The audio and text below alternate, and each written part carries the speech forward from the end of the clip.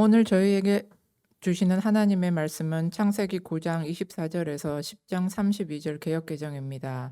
노아가 술이 깨어 그의 작은 아들이 자기에게 행한 일을 알고 이에 이르되 가나안은 저주를 받아 그의 형제의 종들의 종이 되기를 원하노라 하고 또 이르되 셈의 하나님 여호와를 찬송하리로다. 가나안은 셈의 종이 되고 하나님이 야벳을 창대하게 하사 셈의 장막에 거하게 하시고 가나안은 그의 종이 되게 하시기를 원하노라 하였더라.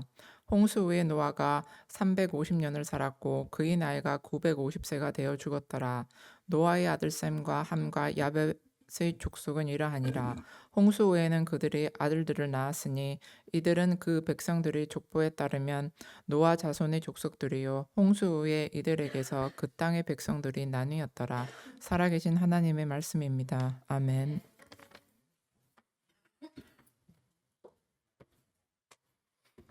사람의 갈등 뒤에서 선을 이루시는 하나님이란 제목으로 은혜를 나누겠습니다.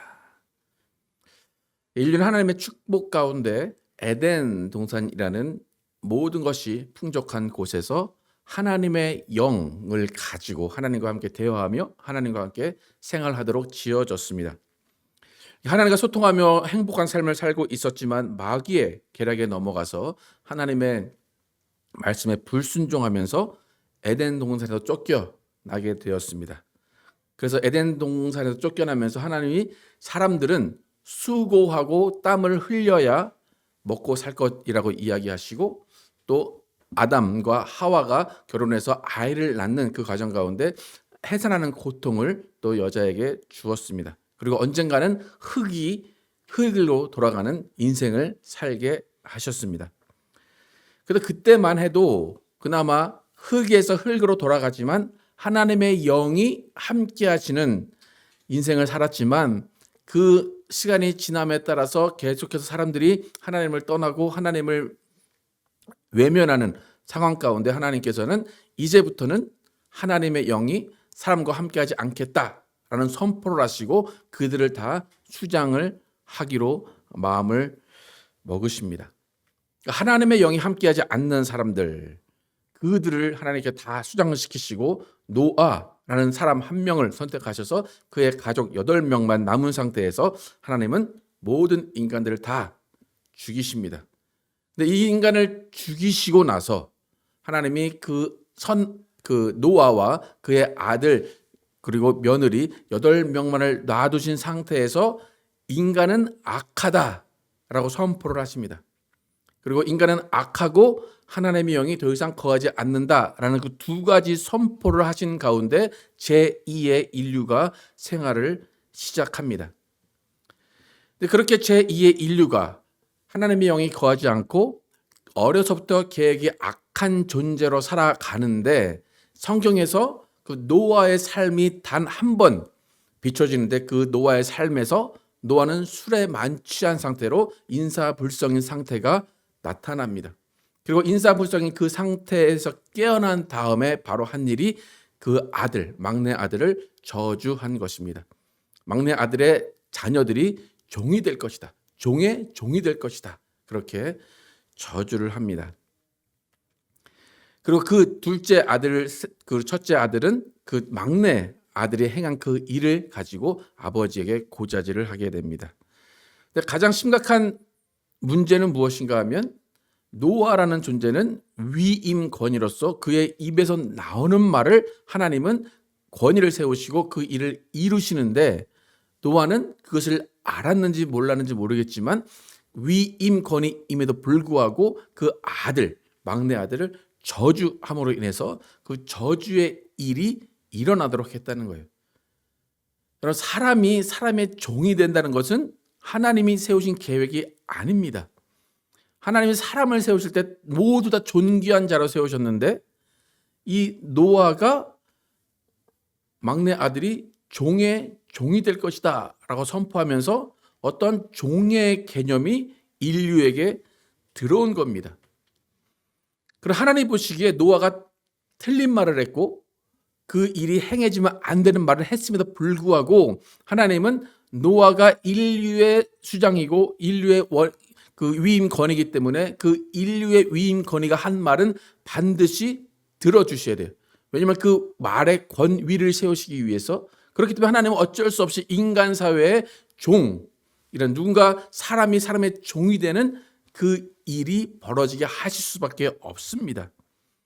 하나님은 권위가 실추되는 일을 보지 않으세요. 그렇기 때문에 위임권위가 하는 말은 분명히 들어주십니다. 그래서 위임권위의 말이 법이 되는 거예요. 옛날에 사극 보시면 왕이 뭐라고 합니까? 짐이 곧 법이다 그러죠. 예. 그러니까 왕이 한 말은 법이에요. 그러니까 왕이 저 사람을 죽여라 하면 죽이는 겁니다. 그러니까 이것은 무엇이면 하나님의 위임 권위에 대한 권위를 세우시기 위해서 하나님이 제정하신 거예요.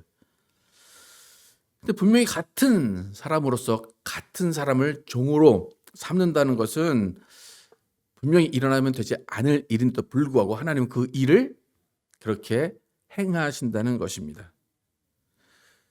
그래서 노아의 그 종의 선포 이후로 어떠한 법칙이 생기게 된다면 이긴 자는 진 자는 이긴 자의 종이 된다는 거예요. 진 자는 이긴 자의 종이다. 그러니까 전쟁을 이긴 나라는 그 전쟁에서 진 사람들을 다 종으로 삼게 되는 것입니다.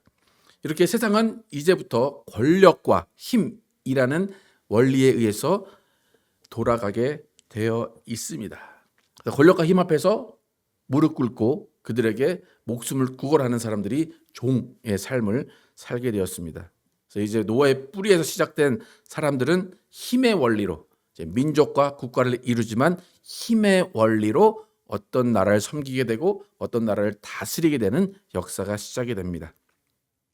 그래서 오늘 이제 본문 9장과 10장을 읽진 않았는데 10장에 보면 노아의 세 아들들이 그 아들들을 또 낳고 또 아들들을 낳으면서 그 노아의 족속이 어떻게 퍼져 나갔는지를 10장에 쭉 이야기를 합니다. 그래서 우리가 읽지 않은 이유는 읽어도 여러분은 그냥 이름만 알게 될 거예요. 누가 누구를 낳고 누가 누구를 낳고 누가 누구를 낳고. 그래서 읽지는 않았는데 그 10장을 요약해서 그림으로 한 장 그려왔습니다. 그림 보시면 딱 중간에 보면 그 배가 멈췄던 산이 있습니다. 아라랏산이라고 보이시나요? 딱 중간에? 글씨가 너무 작은가요? 아라랏산이라고 딱 있습니다.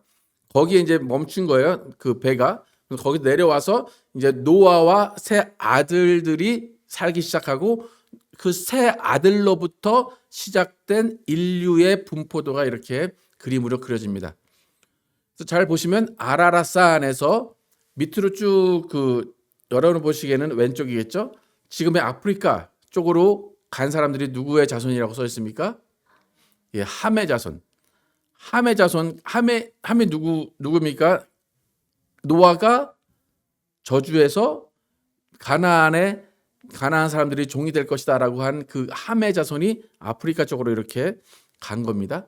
그리고 야벳. 첫 번째 야벳은 어디로 지금의 어디로 갔습니까? 유럽으로 갔습니다. 그리고 셈의 자손은 어디로 간 것 같아요? 중동과 아시아 계열로 퍼져 나갔습니다. 그러니까 지금 작은 글씨 구스, 아수르 이렇게 작은 글씨로 되어 있는 것은 뭐냐면 노아의 아들들의 아들이에요. 그러니까 노아의 손자인 거죠. 손자의 이름들이 쭉 써 있고 또 손자의 손자가 쭉 나서 인류가 쭉 퍼져 나간 겁니다. 그러니까 어떻게 퍼져 나가는지 아시겠죠, 그죠? 아라랏산에서 함의 자손은 아프리카로, 야벳의 자손은 유럽 쪽으로, 셈의 자손은 중동과 아시아 쪽으로. 그래서 여러분 한국 사람의 피가 흐르기 때문에 여러분은 누구의 자손일 가능성이 많습니까? 그죠? 셈의 자손. 셈의 자손 혹은 야벳 자손이 북쪽으로 올라갔다가 내려올 수도 있으니까 그 셈이나 야벳의 어떤 그런 혈통이, 우리는 함의 자손은 아니고 셈이나 야벳의 자손일 가능성이 많습니다. 이렇게 노아의 아들들을 낳으면서 민족이 생기고 나라를 이루며 살아갑니다. 그런데 중요한 것은 하나님의 정리하신 대로 사람이 쭉쭉 퍼져나가지만 이 사람들은 악한 계획이 악한 상태로 살아가고 노아의 선포로부터 종의 개념을 가지고 살아가기 시작합니다. 그러니까 결국에 무슨 말이냐면 힘의 원리로 나라와 나라가 싸우면서 민족과 민족이 싸우면서 이기고 진 것에 의해서 누구는 종이 되고 누구는 주인이 되는 그런 인생을 살아갑니다. 우리가 바라는 것은 하나님이 노아가 이렇게 종의 개념을 들여왔어도 하나님이 야 그거 틀렸어 그러면 안 돼 라고 그냥 평화롭게 살아 라고 하셨으면 괜찮은데 그게 아니라 계속해서 싸움이 일어나고 계속해서 다툼이 일어나서 누군 종이 되고 누군 죽기도 하고 그런 인생을 쭉 살아간다는 것입니다.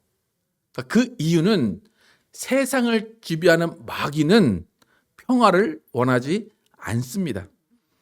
여러분 이 세상에서 구경 중에 제일 재밌는 구경이 뭡니까? 어떻게 잘 아시네요.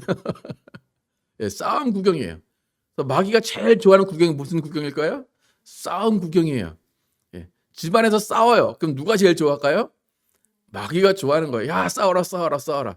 자, 마귀가 하는 일은 하나님과 인간이 싸우는 거예요. 또 인간과 인간이 싸우는 거고 민족과 민족이 싸우는 거예요. 그렇기 때문에 인간은 계속해서 싸움이 일어나고 전쟁을 계속해서 일으키는 이유는 마귀가 그것을 원하기 때문입니다. 절대로 하나님이 전쟁을 일으키시거나 전쟁을 원하시는 것이 아니라 인간이 선택한 거예요. 인간의 욕심, 인간의 그 왕이 되고 싶은 그 종을 삼고 싶은 그 마음이 전쟁을 일으키는 겁니다. 그러니까 우리가 하나님의 섭리, 하나님의 계획을 생각할 때 왜 하나님이 이렇게 하셨을까 생각할 수 있어요. 근데 그게 하나님이 그렇게 하신 게 아니라는 거예요. 누가 그렇게 했다고요? 인간의 결정에 의해서 마귀가 그것을 계속 부추기는 거예요. 그러니까 결국 인간의 욕심에 의해서 모든 갈등이 일어나면서 그 갈등을 마귀가 계속해서 부추기고 계속 그 갈등을 심화시켜 나가는 것입니다. 근데 하나님께서 노아에게 축복을 하시고 그 아들들에게 축복을 하셨어요. 그런데 노아는 그 축복 가운데 막내 아들을 저주했습니다. 그 저주는 하나님이 원하신 저주가 아니었어요. 그럼에도 불구하고 노아는 위임권이기 때문에 그 저주는 분명히 일어난다는 것이 우리는 전제로 알고 있어야 돼요. 그런데 중요한 것은 분명히 하나님은 그 일이 일어나게 하세요. 노아가 가나안은 종이 될 거다. 그렇기 때문에 가나안은 종이 분명히 됩니다. 반드시 이루어집니다. 그런데 하나님은 그냥 거기서 그래 너 그렇게 했으니까 종이 되면 끝이야 라고 하시는 것이 아니라 그 일 가운데 분명히 종이 되는 일이 일어나는데 그 일 가운데 하나님의 공의와 하나님의 선과 하나님의 사랑과 하나님의 의를 드러내신다는 겁니다. 그러니까 무슨 말인가 하면 하나님은 전면에 나서서 안 돼. 가나안이 종이 되는 일은 없어 라고 막으시는 것은 아니지만 그 가나안이 종이 되는 일 가운데 하나님의 입장에서 선하게 정의롭게 공의롭게 그 일들을 이뤄 나가신다는 겁니다. 여러분 부모로서 자식들의 자녀들의 삶을 이렇게 바라보시죠. 그러면 자녀들이 부모가 원하지 않는 길로 갈 때가 있어요. 여러분 자식이 이길 수 있습니까? 못 이기죠. 네. 근데 여러분 이길 수는 없지만 마음으로는 어떻게 해요? 항상 기도하고 그렇게 안 갔으면 하는 거죠. 그리고 어떻게 해서든지 안 갈 수 있도록 뒤에서 조금씩 도와주면서 자녀들이 바른 길로 가기를 원합니다. 그렇지만 자녀들은 그래도 자신이 원하는 길을 갈 때가 많습니다. 그러니까 하나님은 세상의 모든 갈등과 모든 문제와 모든 전쟁 가운데 이끌어진 관계들이 있어요. 그러나 그 관계 가운데 하나님이 딱 나타나서 이거 안 돼. 너는 잘못했고 넌 잘했어. 라고 심판하시는 것이 아니라 뒤에 숨으셔서 등 뒤에서 그 모든 상황을 잘 돌아보시고 그 모든 상황이 공평하게 공의롭게 정의롭게 선하게 이루어지기를 원하시고 그 일들을 하십니다. 그러니까 하나님은 조금 이렇게 뒤처리를 하시는 분이에요. 앞에서 탁 막으시는 게 아니라 그냥 살살 뒤처리를 하시면서 하나님이 모든 것을 정리하시는 분입니다. 하나님이 성경에서 이스라엘을 통해서 그런 모습을 많이 보여주시는데 하나님이 어떻게 이스라엘이 버려놓은 일들, 이스라엘이 저질러오는 일들, 이스라엘의 갈등 가운데 하나님이 어떻게 일하셨는지 한번 창세기 15장 읽어보겠습니다. 시작. 여호와께서 아브라함에게 이르시되 너는 반드시 알라 내 자손이 이방에서 객이 되어 그들을 섬기겠고 그들은 400년 동안 내 자손을 괴롭히니 그들이 섬기는 나라를 내가 징벌할지며 그 후에 내 자손이 큰 재물을 이끌고 나오리라. 너는 장수하다가 평안히 조상에게로 돌아가 장사될 것이요 내 자손은 4대 만에 이 땅으로 돌아오리니 이는 아모리 족속의 죄악이 아직 가득하지 아니함이라 하시더라. 지금 우리 창세기 10장을 읽고 있죠. 창세기 15장이 하나님이 아브람이란 사람한테 나타나서 한 이야기예요. 그 창세기 10장의 족보에 쭉 보면 맨 마지막에 아브람이라는 사람이 나와요. 그러니까 성경에 중요한 인물들이 몇 명 있는데 지금 노아라는 인물이 있고 그 다음에 중요한 인물이 아브람입니다. 그래서 아브람이 아브라함이 되는데 그 아브람에게 하나님이 나타나서 하시는 말이에요. 그럼 노아가 그의 막내 아들을 저주했어요. 가나안이라는 특정한 그 아들의 이름을 특정하고 그들이 종이 될 거라 그랬어요. 그런데 아브람이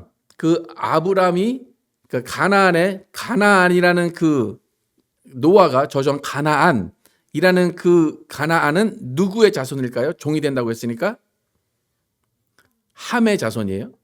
그러니까 노아는 함의 자손이 종이 될 거야. 함의 자손 특별히 가나안이 종이 될 거야. 분명히 저주를 했어요. 그러면 노아의 입장에서는 누구만 종이 되어야 돼요? 함의 자손만, 가나안만 종이 되어야 돼요. 그런데 하나님이 직접 나타나서 아브라함이라는 사람에게 지금 말씀하신 거예요. 15장 읽을 때. 근데 아브라함이라는 사람은 어느 족속일까요?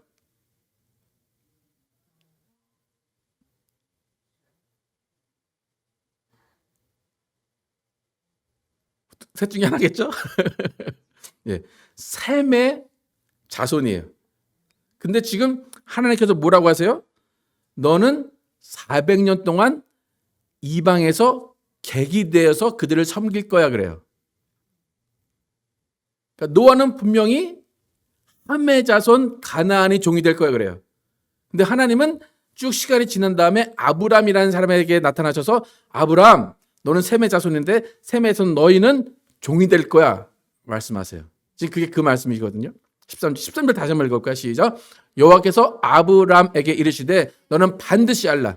내 자손이 이방에서 객이 되어 그들을 섬기겠고 그들은 400년 동안 내 자손을 괴롭히리니. 그러니까 이 말씀 뭐냐면 셈의 자손 아브람 너희는 민족을 이룰 건데 너희는 객이 된다. 객이 되는 거는 다른 나라에 가서 그들을 섬길 거다. 종이 될 거다. 400년 동안 종의 삶을 살 거다. 그렇게 말씀하시는 겁니다. 그러니까 지금 보시면 노아가 선포한 가나안은 종이 될 거야 라는 그 선포가 아직 이루어지지 않았어요. 가나안은 지금 종이 아니에요. 근데 하나님은 그 앞서 먼저 셈의 자손인 아브람, 그러니까 이스라엘 너희가 종이 될 거야라고 먼저 선포를 하십니다. 이 이방이라는 곳은 이집트예요. 여러분 그 영화 이집트의 왕 보셨습니까? 영화가 아니라 그 애니메이션인가요? 이집트의 왕이 누구죠? 그렇죠, 파라오죠. 파라오의 아들이 누구죠? 모세죠, 모세. 예, 예. 이집트의 왕자구나. 제가 말 잘못했어요. 이집트의 왕자 모세. 그러니까 모세가 쭉 이제 이어 나올 것인데 그 모세가 이렇게 들어가면서 하여튼 그 모든 일들이 이스라엘이 종이 되는 과정을 이야기를 합니다. 그러니까 제가 이 설명을 왜 하는 것인가 하면 노아는 분명히 가나안이 종이 될 거야 선포했어요. 하나님은 가나안이 종이 되기 전에 셈의 자손이 종이 될 거야 선포를 하십니다. 그것은 무엇인가 하면 그래 노아가 선포한 것 이루어질 거야. 가나안은 종이 될 거야. 근데 가나안이 종이 되기 전에 그 가나안을 종으로 삼을 너희가 먼저 종이 되라 그거예요. 그래서 신명기 24장 22절 함께 한번 읽어보겠습니다. 시작. 너는 애굽 땅에서 종 되었던 것을 기억하라. 이러므로 내가 내게 이 일을 행하라 명하노라.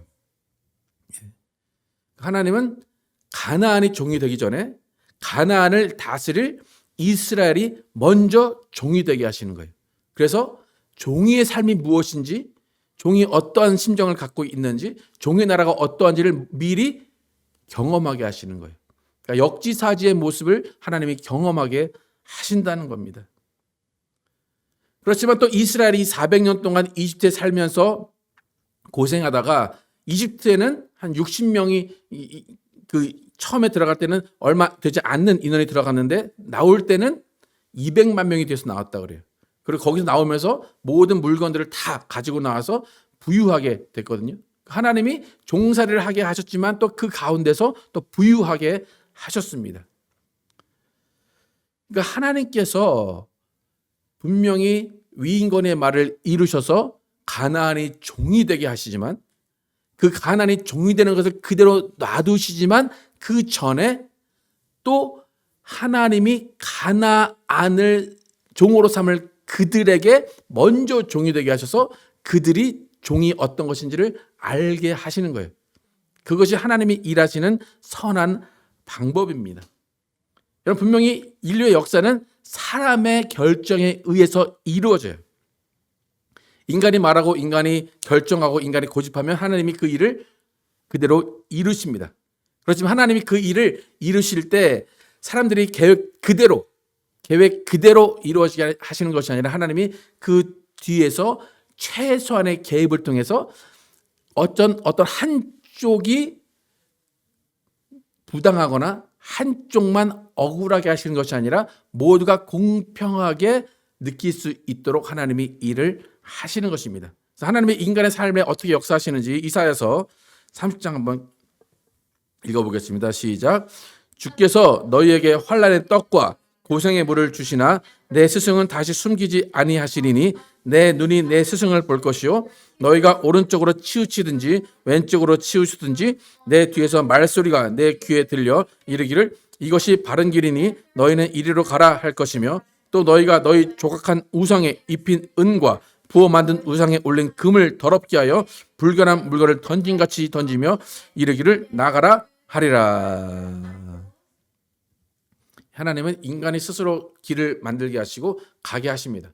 그런데 그 길을 가게 하시면 놔두시는 것이 아니라 그 길 가는 그 길 뒤에서 지켜보고 계시는 겁니다.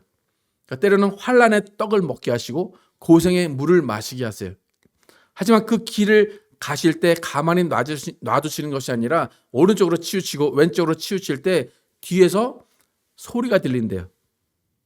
누군지 모르겠는데 누군가 야, 그 길이 아니야.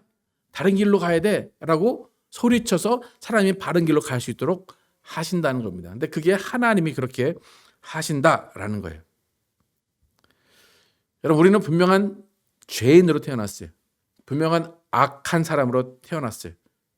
하지만 하나님은 우리를 그 악의 길로, 죄의 길로 가게 놔두시지 아니하시고 우리를 구원의 길로, 우리를 옳은 길로 가게 하시는 분이십니다.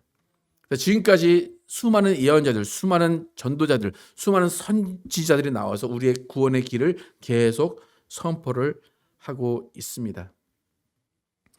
여러분의 길을 갈 때, 여러분이 선택한 길을 가고 있을 때 그 길이 악의 구렁텅이로 가거나 그 길이 저주의 길을 가고 있다면 하나님은 그 길 가운데 계속해서 야, 거기 아니야, 거기 아니야, 바른 길로 가야 돼 라고 하나님이 계속해서 여러분을 바른 길로 인도하시는 거예요.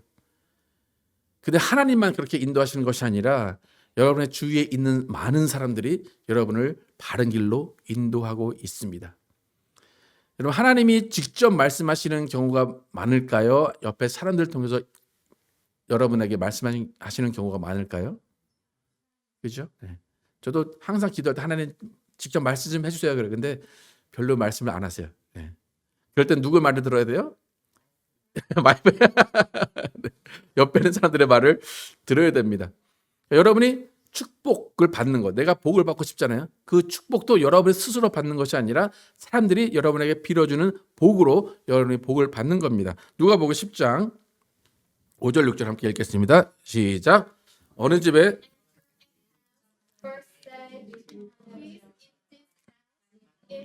사람이 거기 있으면 너희의 평안이 그에게 머물 것이요 그렇지 않으면 너희에게로 돌아오리라. 여러분이 복을 받았다면 어느 누군가가 여러분의 집에 와서 또 여러분에게 와서 복을 빌었기 때문에 여러분 가정 가운데 하나님의 복이 임한 겁니다. 근데 뭐라 그래요? 어느 집에 가든지 먼저 평안을 빌라 그래요. 그런데 네가 빈 평안이 그 사람이 받아들이지 않거나 그 사람의 집에 임하지 않을 것 같은 누구한테 돌아온대요? 나한테 돌아온대요. 그러니까 여러분 복 받는 비결은 뭡니까? 누군가에게 복을 빌어주는 겁니다. 누군가 복을 빌면 그 사람이 복을 받잖아요. 그죠? 그 사람은 또 나에게 복을 빌어줄 거죠. 근데 만약에 그 사람이 내가 복을 빌고 평안을 빌었는데 받지 않으면 그 복이 다 나한테 돌아옵니다. 그러니까 여러분 어느 집에 가서 복과 평안을 빌어줄 때 많이 빌어줘야 될까요? 조금 빌어줘야 될까요? 네, 많이 빌어주세요. 그들이 못 받으면 그 복이 다 누구한테 와요? 나한테 오는 거예요. 네. 무슨 말인지 아시겠죠? 네. 그러니까 복은 빌어주는 사람에게 복이고 받는 사람에게도 복이고 또 받지 않으면 나에게 복이니까 어쨌든 복은 비는 게 복입니다. 여러분 이 세상을 볼 때 뭐 유럽과 미국이 복을 많이 받았다라고 생각을 하잖아요. 뭐 아시아도 비슷하지만 그런데 제가 생각할 때 유럽과 미국이 특별히 이렇게 문화가 발달하고 복을 받은 이유가 뭔가 생각을 해보면 그 입에서 Thank you라는 말이 계속 나와요. 그리고 입에서 God bless you라는 말이 계속 나와요. 한국 사람들은 복 받으세요 언제 말합니까? 새해 첫날 말하고 그다음부터 별로 말 안 하잖아요. 그죠? 새해 복 많이 받으세요. 그러지 갑자기 여름에 복 많이 받으세요. 그러면 좀 이상하잖아요. 그죠? 네. 근데 미국 사람들은 계속 God bless you. 무슨 말인지도 이해하는지 모르겠지만 하여튼 God bless you. God bless you 계속 그래요. 하나님의 복이 당신에게 임하길 바랍니다. 그러니까 유럽이나 미국은 계속해서 복이 떠다니는 거예요. 이렇게. 여기 갔다 저기 갔다 저기 안 가다 여기 갔다가 계속 떠다니기 때문에 이 복이 좀 임한다라고 생각하지 않나 싶습니다. 여러분 한국말로 복 받으세요 좀 이렇게 말씀하시기 어색하면 그냥 God bless you라고 영어로 많이 축복을 하시기를 축복합니다. 옆에 바라보시고 한번 말씀해 주세요. 시작. God bless you. God bless you. 예. 복이 보이십니까? 막 복이 넘쳐나는 거 보이십니까? 네. 그러니까 하나님의 복이 그렇게 임한다는 거예요. 그러니까 비록 노아가 누군가를 저주했지만 하나님은 저주의 하나님이 아니시기 때문에 그 저주가 있는 상황 가운데서도 그 저주가 무엇인지를 깨닫게 하기 위해서 먼저 그 셈의 자손에게 종이 되는 것을 알게 하신 거예요. 그래서 하나님이 너 종이 된 거 그거 잊지 마 그러는 거예요. 네가 종살이한 거 잊지 마. 그러니까 다른 사람이 종살이 되는 게 어떤 것인지 네가 먼저 체험해라고 먼저 그렇게 하신 거예요. 여러분 사실 노아가 그 막내 아들에게 용서하고 축복의 말을 했다면 이 세상은 종의 개념이 들어오지 않았을 거예요. 아무도 종이 되지 않았을 것이고 아무도 전쟁을 통해서 누군가를 종으로 삼지 않았을 거예요. 하지만 이미 들어온 그 위인권의 선포 때문에 하나님은 모든 일을 선하게 이루어 가십니다. 그래서 여러분 자녀를 보시고 절대로 저주의 말을 하지 마시기를 축복합니다. 축복만 해야 됩니다. 그래서 한국 속담에 뭐라 그래? 미운 자식 떡 하나 더 준다. 뺏고 싶지 더 주고 싶겠습니까? 그런데 떡 하나 더 준다는 건 뭐예요? 축복한다는 거예요. 미울수록 더 축복을 해요. 그럼 그 자녀가 어떻게 되는지 하나님께서 쭉 인도를 하실 것입니다. 여러분 곰곰이 좀 생각해 보시기 바랍니다. 내가 정말로 저주하고 싶은 사람이 있는가? 내가 미워하는 사람이 있는가? 여러분이 저주한다고 해서 그 사람이 저주를 받을 수도 있어요.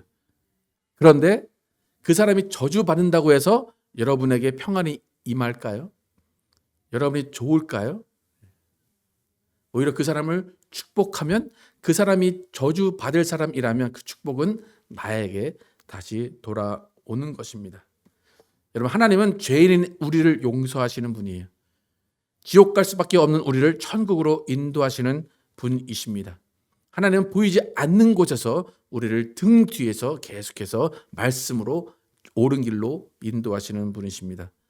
여러분, 내 눈 앞에 보이는 형제들을 축복하시기를 축복합니다.